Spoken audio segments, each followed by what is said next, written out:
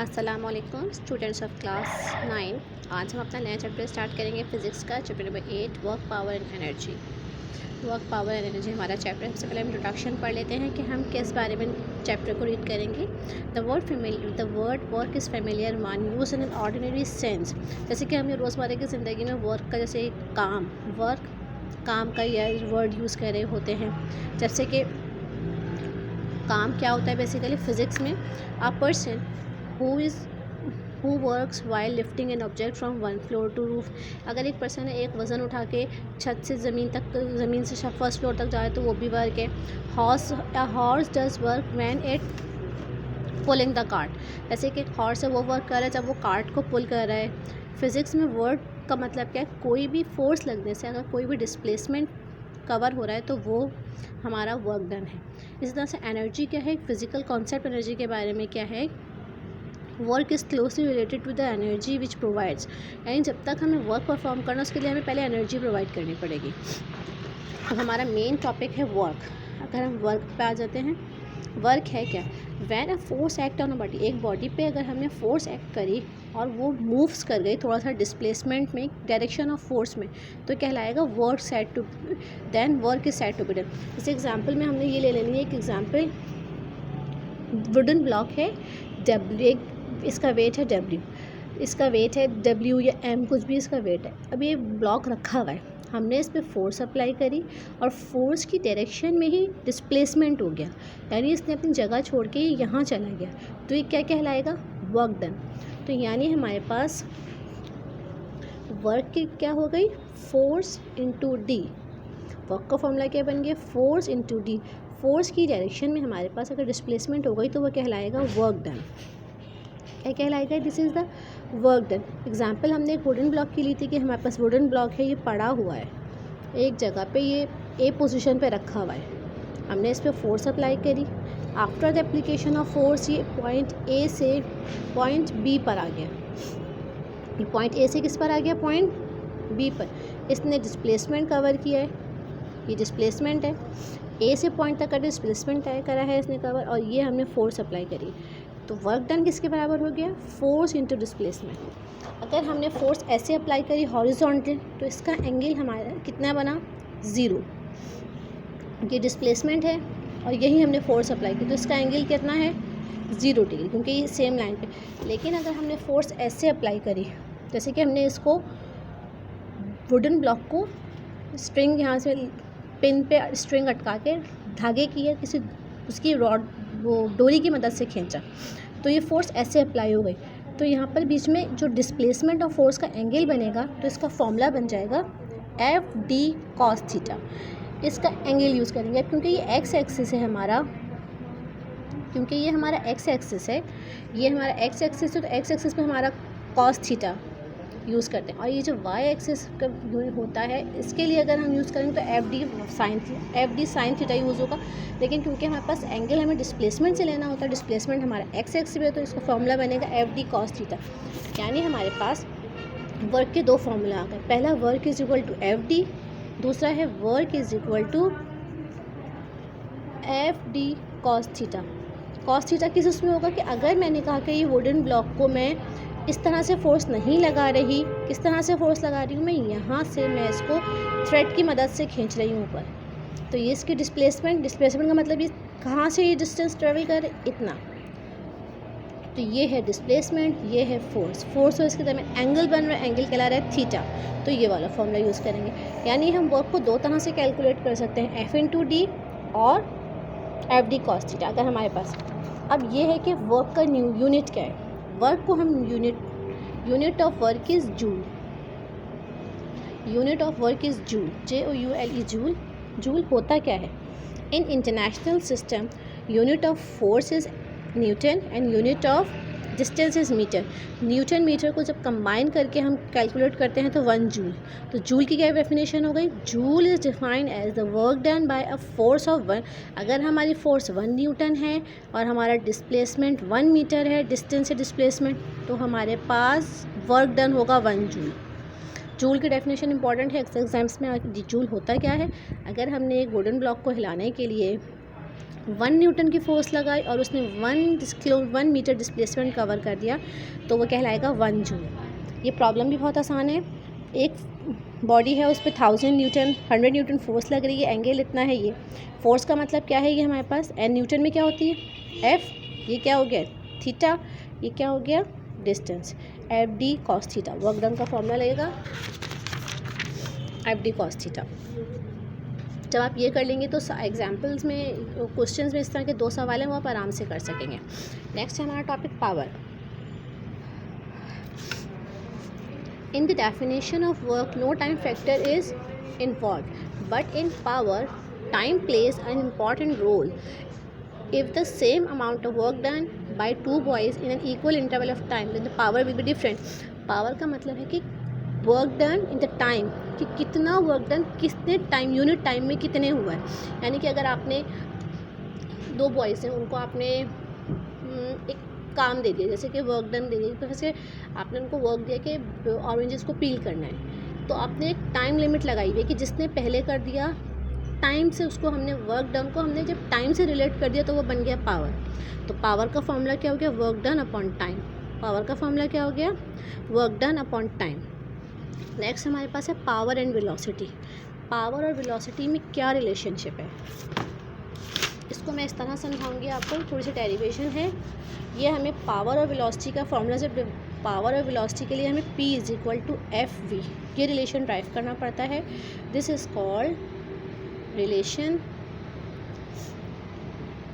Between power and velocity. ये power और velocity का रिलेशन है।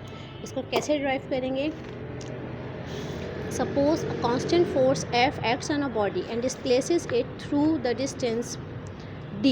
Direction of force, in the direction of force time t is the work done. हमने ये करा कि हमारे पास एक बॉडी है, उस पर एक कांस्टेंट फोर्स F रिएक्ट कर रही है, टाइम t है। सबसे पहले हम स्टार्ट कहाँ से करेंगे यहाँ से। हमारे पास वर्क डन कितना होता है एफ डी। स्टार्ट हम वर्क डन से कर रहे हैं, हमें प्रूफ करना है power is equal to F V. Work done कितना है हमारे पास डी, कितनी है हमारे पावर को हम इसे डिनोट करते हैं P is equal W equal to W. सबसे पहले हम, अच्छा चलिए आप अगर इसको ना लिखें, इसको बाद में लिख दें। हमने पावर का फॉर्मूला लिखा क्योंकि हमें पावर से स्टार्ट करना है P। सबसे पहले फॉर्मूला लिखा, पावर होता है डब्ल्यू अपॉन टी, इसके बराबर होता है एफ, डब्ल्यू किसके इक्वल होता है एफ डी के। तो पावर में P अपनी जगह पे रहा, डन गया एफ डी अपॉन टी। अगर आप इस डिस्टेंस अपॉन टाइम को देखें तो आपको अपने चैप्टर नंबर 3 आ जाएगा। डिस्टेंस अपॉन टाइम किसके बराबर होता है, डिस्टेंस अपॉन टाइम किसके बराबर होता है, वेलोसिटी के।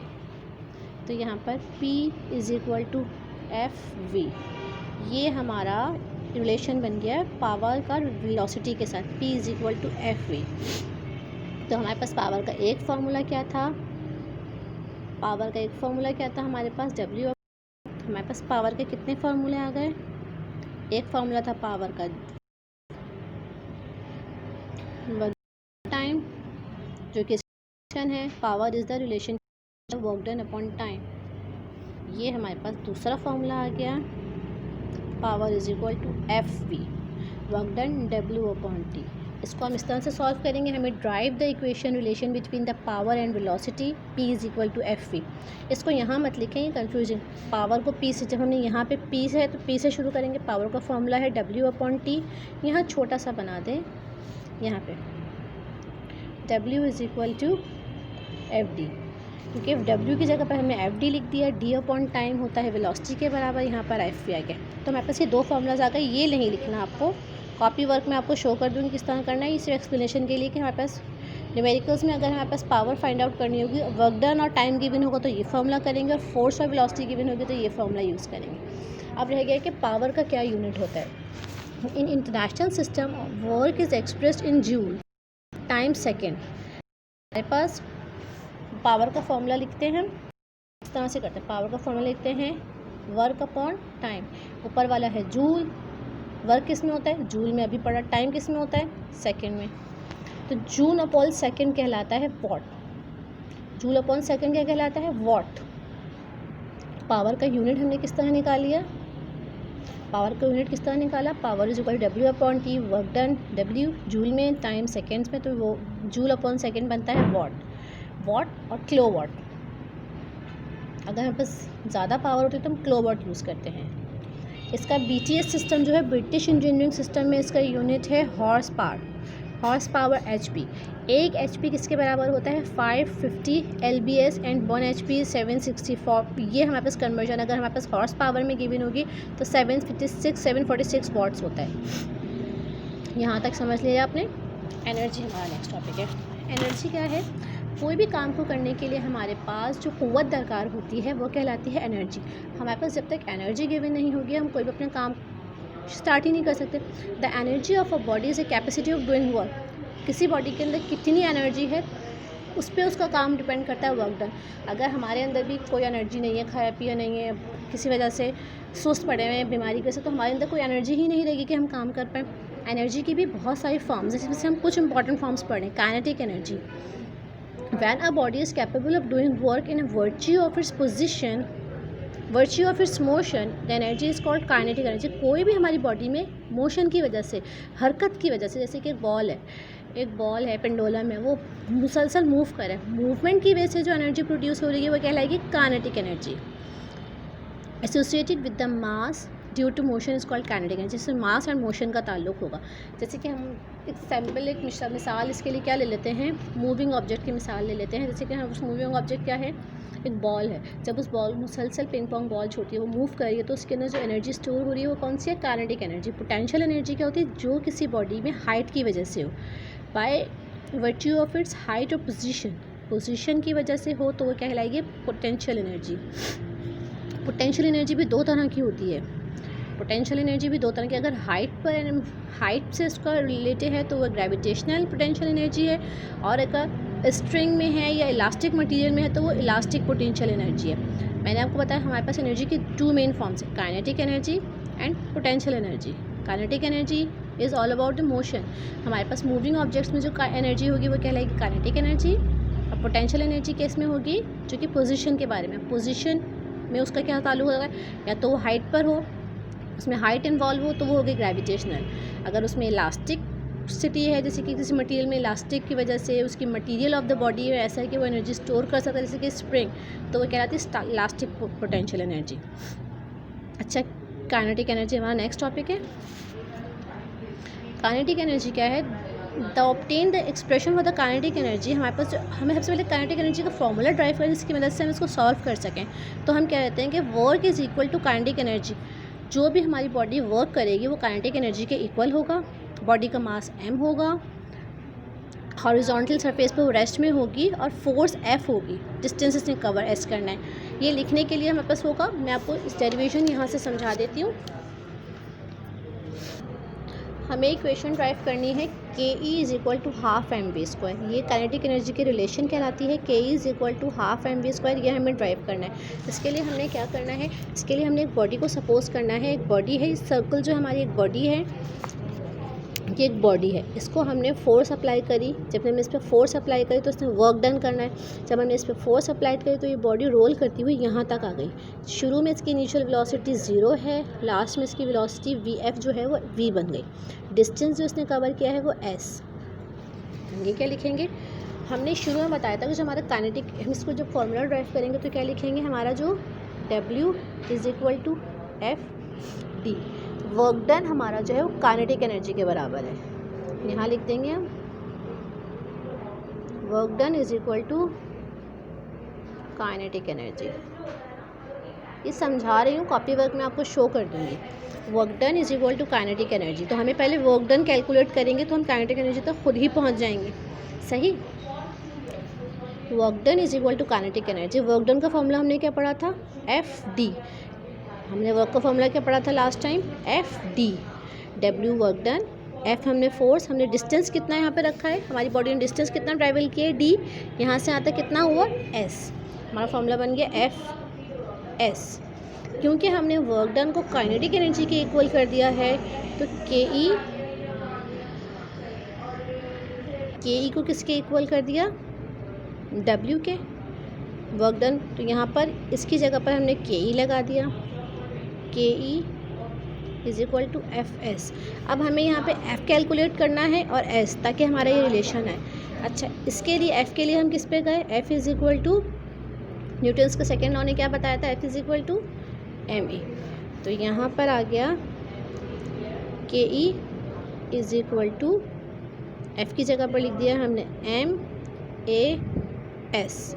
अब हमें कैलकुलेट करना है क्या, एस कैलकुलेट करना है। एस के लिए हमने थर्ड इक्वेशन ऑफ मोशन लगाई, 2as is equal to V F square minus V one square. V one square हमारे पास कितना है, वी वन कितना है 0, क्योंकि हमारी बॉडी की इनिशियल वेलोसिटी 0। वी वन को हमने शुरू में ही वी सपोज कर लिया, एस। नेक्स्ट पेज से कंटिन्यू करूँगी। ये 2as is equal to V F square minus V one square. V one हमारी इनिशियल वेलोसिटी 0 है, क्योंकि हमारे पास बॉडी फर्स्ट स्टेप पे हमारे पास बॉडी किस में थी, रेस्ट में थी, और फाइनल वेलोसिटी को हमने वी सपोज कर लिया। हमें कैलकुलेट क्या करना है, एस चाहिए हमें। एस अपनी जगह पे रहा, V square upon 2a, V square upon 2a हमारा रिलेशन, ये एस की वैल्यू आ गई। इसको हमें क्या करना है, putting value of S in equation 1। Equation 1 जो थी हमारी, ये वाली इक्वेशन 1 जो है, ये इस इक्वेशन को 1 कर दिया हमने। इसमें पहले हमारे पास इक्वेशन क्या थी, K E is equal to M a s. क्या इक्वेशन थी, एम ए एस। अब हमने एस की जगह पर ये लिख दिया, एम ए एस की जगह पर V square upon 2a, V square upon 2a। ये a से a कैंसिल,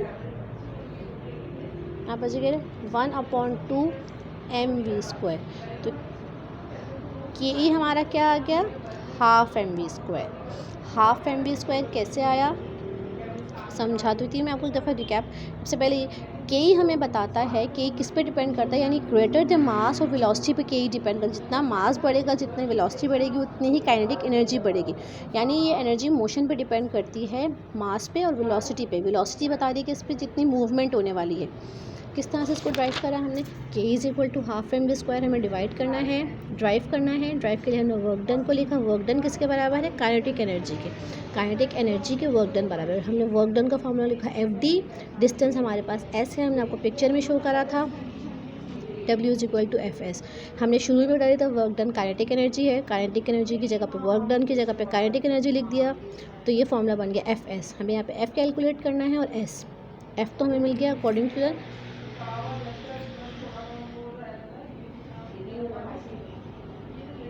न्यूटन्स लॉ के जरिए हमें पता चला F is equal to M A. तो जहाँ हमारे पास एफ था वहाँ हमने एम ए लिखते हैं। हमें कैलकुलेट करना है एस। एस के लिए हमने 2as इज स्क्वायर माइनस का फॉर्मूला अप्लाई करा। हमारे पास 2as फाइनल वेलोसिटी v है और v1 हमारे पास 0, क्योंकि बॉडी स्ट्रेट में रेस्ट में थी शुरू में। एस हमारे पास ये वी स्क्वायर अपॉन 2 जो हमने इक्वेशन में पुट कर दिया, यहाँ आ गया कैंसिल। ये relationship between k is equal to half M we square. The potential energy possessed by a body in the gravitational field is called gravitational potential। यानी कि अगर वो कोई पोटेंशियल एनर्जी किसी बॉडी में है, पोटेंशियल एनर्जी है और लेकिन वो ग्रेविटेशनल पुल के ज़ेर असर है, यानी उसमें ग्रेविटेशन इन्वॉल्व है, इसका मतलब वो हाइट पे मूव करके गई है, तो वो कहलाती है gravitational potential energy. If a body is lifted up to a position higher than this initial position with respect to the gravitational field of Earth, work done on it, this work is stored in a body as a potential energy. Such potential energy gravitation के body को हम जब height पे लेकर गए तो उसने एक मखसूस एनर्जी हाइट पे जाते हुए अपने अंदर स्टोर कर ली, क्योंकि जब हम उसको वहाँ रिलीज़ करेंगे तो ग्रेविटेशन की वजह से नीचे आएगी और उसकी एनर्जी की वजह से जो उसने हाइट पे जाते हुए अपने अंदर पोजेस की थी। हम इसको जो ड्राइव करेंगे इसकी इक्वेशन तो वहीं से करेंगे, P E is equal to work done. तो P E is equal to work done. जैसे हमने के ई को स्टार्ट करा था डेरिवेशन से पहले, तो हमने के ई काइनेटिक एनर्जी को वर्क डन सपोज कर लिया था, तो यहाँ पे हमने पोटेंशियल एनर्जी को वर्क डन सपोज कर दिया। लेकिन हमें ये पता है वर्क डन का फॉर्मूला होता है एफ इंटू डी। यहाँ पर हमारे पास डी कितना, क्योंकि बॉडी इस पोजीशन से इस पोजीशन पे गई है तो इसने एच का डिस्टेंस कवर किया है, तो हमारे पास d is equal to h है और F is equal to m g. F is equal to M a होता है, लेकिन यहाँ पे एक्सेलरेशन ग्रेविटी के बराबर है तो a is equal to g, तो हमारे पास F is equal to m g. तो हमारे पास पी ई का फॉर्मूला क्या बना, पी ई क्योंकि वर्क डन के इक्वल था तो ये हो गया एफ, एफ हमारे पास क्या है एम जी, और डिस्टेंस है हमारा एच हाइट। तो पोटेंशियल एनर्जी का फॉर्मूला क्या बना, M G H, M stands for mass, G stands for gravity, H stands for height. तो पी किस पे डिपेंड करती है, पोटेंशियल एनर्जी डिपेंड करती है 3 फैक्टर्स पे, पहला है मास, दूसरा है ग्रेविटी, तीसरा है हाइट। नेक्स्ट टॉपिक है हमारा elastic potential energy. Elastic potential energy यानी कोई भी बॉडी जिसके अंदर अपने अंदर इलास्टिसिटी रखती है, जैसे स्प्रिंग अपने अंदर इलास्टिसिटी रखता है मूव करने की, तो वो जो एनर्जी स्टोर करता है वो कहलाती है elastic potential energy. If a spring of wound, wound यानी गोल गोल घुमा हुआ एक वाउंड होता है जो कि वाइंडिंग की इलास्टिक फोर्स होती है इसके अंदर, जो कि वर्क डन को अपने अंदर स्टोर कर लेती है, वो कहलाता है पोटेंशियल एनर्जी। हमें पोटेंशियल एनर्जी मालूम करनी है, पोटेंशियल एनर्जी। अब हमने जब भी सब चीज़ें मालूम करते थे हम यहाँ से वर्क डन से देते, तो यहाँ पर भी हम से स्टार्ट करें। सबसे पहले मैं आपको डायग्राम कर दूँ, स्प्रिंग है जो फिक्स्ड हुआ है और ये पॉइंट ओ पर है इक्विलिब्रियम में, यानी ये जो डिस्टेंस है ना जो डॉटेड फॉर्म में, ये हमारा पॉइंट ओ है, ये पॉइंट ओ पे वो है में है रुका हुआ। हम बीट पिक्चर में इसके ऊपर फोर्स अप्लाई करी, तो हमने इसके ऊपर यहाँ से अप्लाई करी तो ये फोर्स, ये स्प्रिंग कंप्रेस हो गया, एस डिस्टेंस से कवर कर लिया। ये ओ पोजीशन से किस पर आ गया, एक्स पोजीशन, ओ पोजीशन आ गया पोजीशन पे। अब हमें इसका इक्वेशन ड्राइव करनी है। इक्वेशन के लिए हम सबसे पहले क्या करेंगे, अपना वर्क का फॉर्मूला लिखेंगे। Work is equal to, work का फॉर्मूला अब तक याद हो गया आप लोगों को, क्या है, work is equal to F, work का फॉर्मूला क्या है हमारे पास, work is equal to F d. अब हम सबसे पहले फोर्स निकालेंगे यहाँ पर। अब हम जब फोर्स निकालेंगे यहाँ पर, तो हमारे पास फोर्स के लिए हमें इतना पता है कि जब हमने इस स्प्रिंग पे फोर्स लगाई तो इसने इतना डिस्टेंस ट्रेवल करा, ये फोर्स पोजीशन पे था, लेकिन जब हमने फोर्स लगाई यहाँ पॉइंट इसके ऊपर फोर्स अप्लाई की तो ये एक्स तक अंदर चला गया। तो यानी हमें ये पता चल गया जो हमारा एफ है वो डायरेक्टली प्रोपोर्शनल है एक्स के, जितनी हमने फोर्स लगाई उतना ही एक्स बढ़ता गया। डायरेक्टली प्रोपोर्शनल का निशान को, इस साइन को हम जब भी रिमूव करते हैं इज इक्वल टू के साथ कांस्टेंट आता है एक्स। ये कांस्टेंट क्या है, ये स्प्रिंग कांस्टेंट है। इसकी वैल्यू स्प्रिंग के मटेरियल पे डिपेंड करती है कि भाई अगर स्प्रिंग हमारा आयरन का है तो उसका इलास्टिक कांस्टेंट अलग होगा के, अगर प्लास्टिक का स्प्रिंग है तो इलास्टिक कांस्टेंट अलग होगा, सिल्वर का है, जिस भी हमारे पास मटेरियल का इलास्टिक स्प्रिंग होगा ये उसके हिसाब से होगी। हमारे पास एफ डी मालूम करना है, एफ हमारे पास है के एक्स, इस तरह से आया, लेकिन ये हमारे पास पॉइंट, एक पॉइंट का आया है के, ये हमारे पास इस पॉइंट का आया ना, जब हमने इस पर फोर्स अप्लाई की, फोर्स अप्लाई करने से पहले इसका वर्क डन कितना था एफ, तो फोर्स अप्लाई करने से पहले हमारे पास इसका कितना था एवरेज, हमारे फोर्सेज हो गई तो हम उसको एवरेज, फोर्स एवरेज ही इस तरह से ही लिखते हैं, फोर्स ऑफ एवरेज गई 0 + एक्स अपॉन 2। स्टेज पे हमारा 0 था, यानी फर्स्ट स्टेज पे हमारी स्प्रिंग ने अपनी फर्स्ट स्टेज पे अपनी स्प्रिंग ने जगह ही नहीं छोड़ी थी, ना हमने इस पर फोर्स अप्लाई की थी, तो उस पर वर्क डन कितना था 0। और दूसरी स्टेज पे वर्क डन कितना आ गया था के एक्स की। तो हमें जब दो चीज़ों का एवरेज निकालना होता है तो हम उसको प्लस करके 2 से मल्टीप्लाई कर देते हैं, डिवाइड कर देते हैं, तो ये बन गया हाफ के एक्स। एफ़ कितनी आ गई हमारे पास, हाफ के एक्स, सही। अच्छा वर्क डन के फॉर्मूले में हमने क्या बताया था, हमें क्या चाहिए एफ़ और डी। एफ़ तो हमारे पास ये आ गया, एफ़ के लिए तो हमने इतनी बड़ी डेरिवेशन करी, कैसे, पहले हमने एफ़ का बताया कि एफ़ जो है वो डायरेक्टली प्रोपोर्शनल है एक्स के, जब हमने यहाँ पर एक्स को रखा तो यहाँ डायरेक्टली प्रोपोर्शनल का निशान हटाया, के इज़ द स्प्रिंग कांस्टेंट। अब हमने बताया कि हमारे पास 2 कंडीशंस है, एक कंडीशंस पे हमारा वर्क डन 0 था, एक पे के एक्स था, दोनों का एवरेज निकाल गया, एफ़ आ गया हमारे पास के एक्स अपॉन 2। अब हम इस वर्क डन के फॉर्मूले में एफ़ की वैल्यू डिस्प्लेस करेंगे इसमें, यानी इक्वेशन 1 को यूज़ कर रहे हैं, ये साइन द इम्प्लाइज दैट ये इक्वेशन 1 को यूज़ कर रहे हैं। इक्वेशन 1 किसके बराबर है, डब्ल्यू एफ डी। एफ़ हमने क्या निकाली है अभी 1/2 के एक्स, और डिस्टेंस कितना हमारी स्प्रिंग ने कवर करा है, कितना डिस्टेंस कवर करे, ओ पॉइंट से एक्स पॉइंट तक आने में ये डिस्टेंस कितना है एक्स, तो ये आ गया एक्स। तो इज इक्वल टू हाफ के एक्स स्क्वायर। तो यानी हमारे पास F is equal to half के x square in the case of spring. जब भी हमारे पास स्प्रिंग की बात आएगी तो हम हाफ के एक्स स्क्वायर करेंगे। जब भी हमारे पास स्प्रिंग की बात आएगी हाफ के एक्स स्क्वायर करेंगे। स्टार्टिंग हमने W is equal to F D से करी। F मालूम करने के लिए हमने जब हम पिक्चर को गौर से देखा तो हमें पता चल गया कि F डायरेक्टली प्रोपोर्शनल है X के। यानी जब हमने इस स्प्रिंग पे फोर्स अप्लाई करी तो ये X तक मूव करके गई, तो जितनी हम फोर्स अप्लाई कर रहे हैं उतना ही X कवर करिए। इसमें हम मोर फोर्स अप्लाई करेंगे X ज़्यादा बढ़ जाएगा।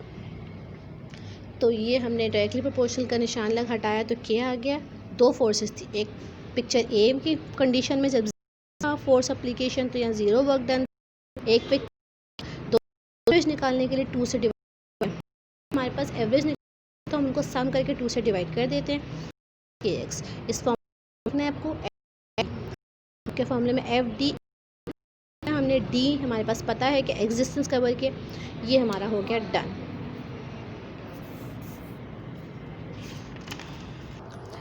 Last topic of this chapter, inter conversion of kinetic energy and potential energy. दो एनर्जीज आपस में लिंक किस तरह करती हैं, जबकि हमने बताया काइनेटिक एनर्जी वेलोसिटी पे डिपेंड करती है, मोशन पे, और पोटेंशियल एनर्जी किस पे डिपेंड करती है, पोजीशन पे, चाहे वो हाइट पे हो चाहे वो ग्रेविटेशन पे हो जाए। तो scientist believe that the amount of certain quantities in the universe is this never change, यानी कि हमारे यूनिवर्स में जो एनर्जी है वो सेम रहती है। उसके लिए हमने ये प्रूव करने के लिए कि एक बॉडी में किस तरह से, हमने एक बॉडी को सपोज करी जो कि है हाइट h पे, एक बॉडी है जो कि हमारे पास हाइट h पे मौजूद है। जब ये हाइट h पे मौजूद है तो हाइट पे हमारे पास कौन सी एनर्जी होती है, पोटेंशियल एनर्जी। हाइट पे कौन सी एनर्जी होती है, पोटेंशियल एनर्जी। तो हमारे पास इसमें यहाँ पर PE is equal to mgh है। जब हमने इसको ड्रॉप कर दिया, छोड़ दिया, यहाँ पे ड्रॉप कर दिया तो ये नीचे आने लगी। नीचे आने की वजह से इसकी हाइट क्या होने लगी, कम। जब इसकी हाइट कम होने लगी तो इसमें क्या हो गया, ये PE इसकी क्या होने लगी, कम। क्योंकि अगर हमारे पास PE के फॉर्मूले को देखें तो mgh पे डिपेंड करती है, किन चीज़ों पे, mgh, 3 चीज़ों पे ये पोटेंशियल एनर्जी डिपेंड करती है।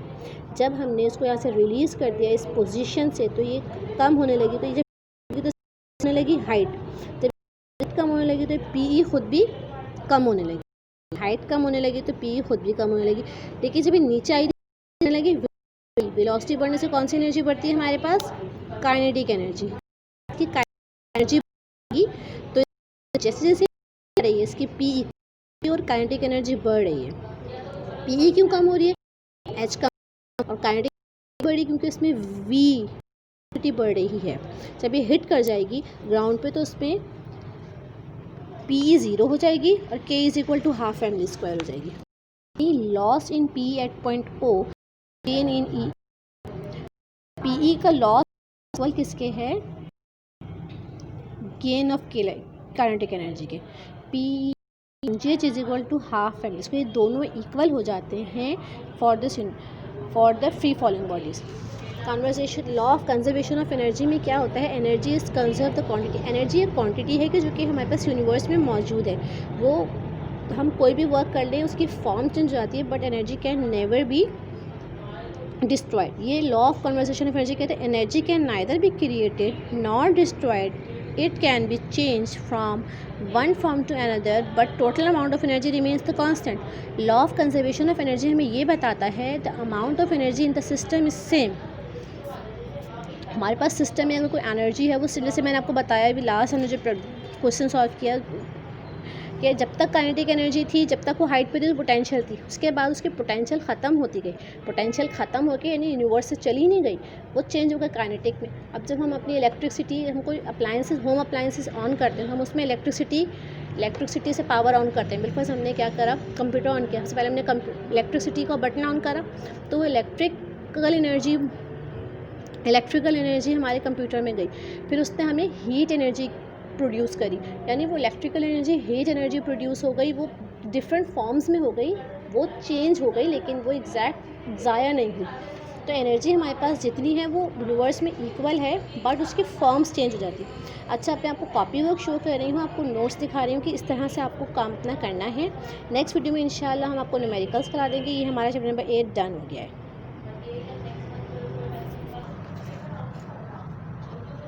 Chapter 8 work, power and energy लिखने है। सबसे पहले आपको डेफिनेशन लिखनी है किसकी, वर्क की।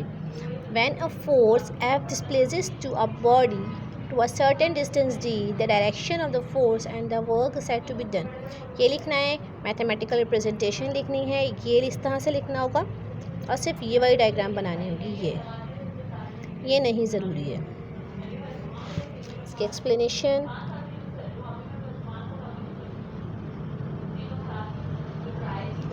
लिखनी है, पॉजिटिव वर्क की डेफिनेशन, नेगेटिव वर्क की definition,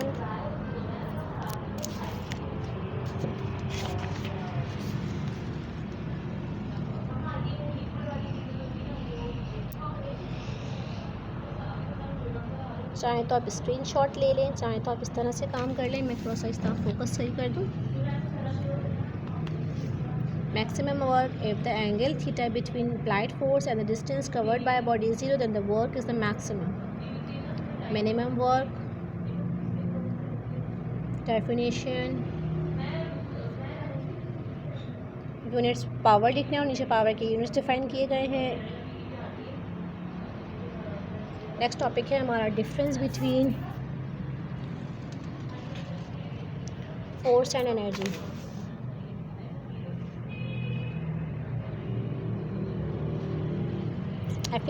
P is equal to Fe, जो मैंने आपको ड्राइव करवाया था।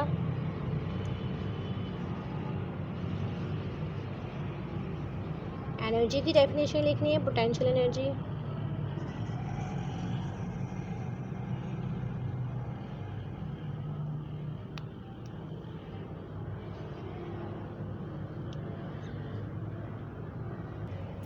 तो उसके बाद इलास्टिक पोटेंशियल एनर्जी आ जाएगा।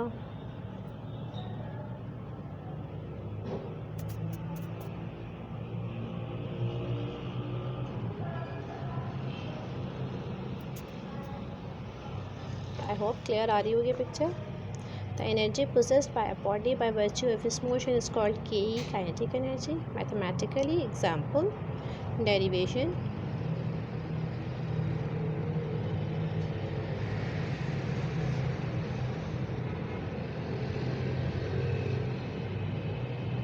definition of potential energy,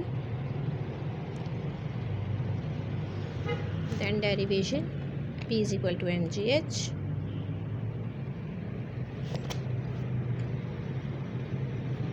अच्छा इसकी डायग्राम आप बुक से बना लेंगे जो कि P is equal to mgh के सामने बनी होगी। पेज नंबर मैं आपको वीडियो के एंड में बता दूंगी, अभी मैं बुक खोल के ज़रा बताने में प्रॉब्लम हो रही है।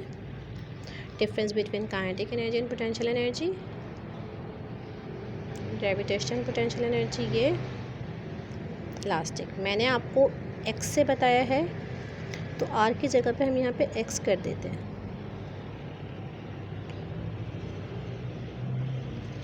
क्योंकि हमारे पास जो बुक पे डायग्राम बनी हुई है ना स्प्रिंग वाली, वो आपको दोनों वो डायग्राम यहाँ पे बनानी है। स्प्रिंग वाली डायग्राम आपको यहाँ पर बनानी है, इसी हेडिंग के साथ में ही गिफ्ट बनी हुई है।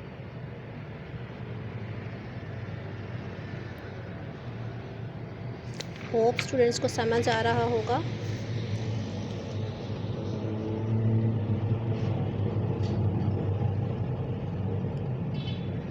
अच्छा, कन्वर्सेशन ऑफ एनर्जी समझाऊंगी किस तरह करना है, तो ये आप एज इट इज जाएगा।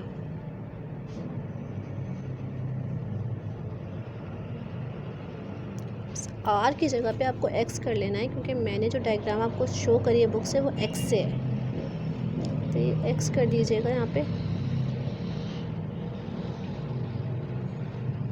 आर की जगह पे मैंने एक्स कर दिया है बस।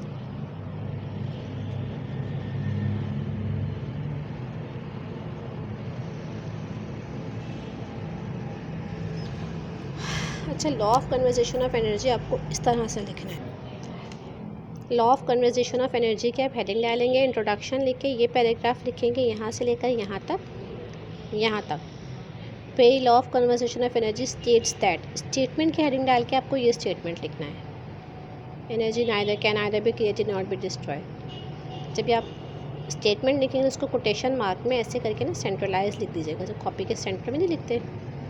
जो स्टेटमेंट है ना कोटेशन मार्क में, इसको आपको इस तरह से लिखना होगा, कोटेशन मार्क में करके इस तरह से लिखना होगा। ठीक, ये हमारा चैप्टर नंबर 8 थ्योरेटिकली कंप्लीट हो गया है। न्यूमेरिकल और प्रॉब्लम्स इसके रह गए हैं, वो कि इंशाल्लाह मैं नेक्स्ट क्लास में अपलोड कर दूँगी। इस चैप्टर को कंप्लीट कर लीजिए क्लास 9, क्योंकि अब मैं बहुत नेक्स्ट वीडियो में चैप्टर नंबर 10 स्टार्ट कराने वाली हूँ। 9th हमारा मशीन स्किप चैप्टर है। अच्छा, वो 126 पे ये वाली पिक्चर जो है ना, ये बनेगी इसके साथ, जो मैंने नहीं बताया था आपको, derivation of P is equal to mgh की डायग्राम है। तो ये डायग्राम किस पेज पर है? ये डायग्राम है डायग्राम नंबर 8.4। डायग्राम नंबर 8.4 है, ये बननी है इसके साथ, पेज नंबर 126, पेज नंबर 126 पे। सही डायग्राम दिखा देती हूँ एक दफ़ा। दिस इज़ द डायग्राम, ठीक है। That's all for the theoretical section. Theory के हमारा पूरा कंप्लीट हो गया इस चैप्टर का। अब हम करेंगे नेक्स्ट टाइम इंशाल्लाह इसकी वर्ड्स प्रॉब्लम। तो be prepare for your self for the words problem. जब आप ये क्वेश्चन चैप्टर को करेंगे, रीड करना है, इसको अच्छे से समझना है, लर्न करना है, और इसके फार्मूलाज को बहुत अच्छे से समझ लेंगे, क्योंकि जब आपके फार्मूलाज समझे हुए होंगे तो आप आराम से इसकी न्यूमेरिकल्स कर पाएंगे। Thank you.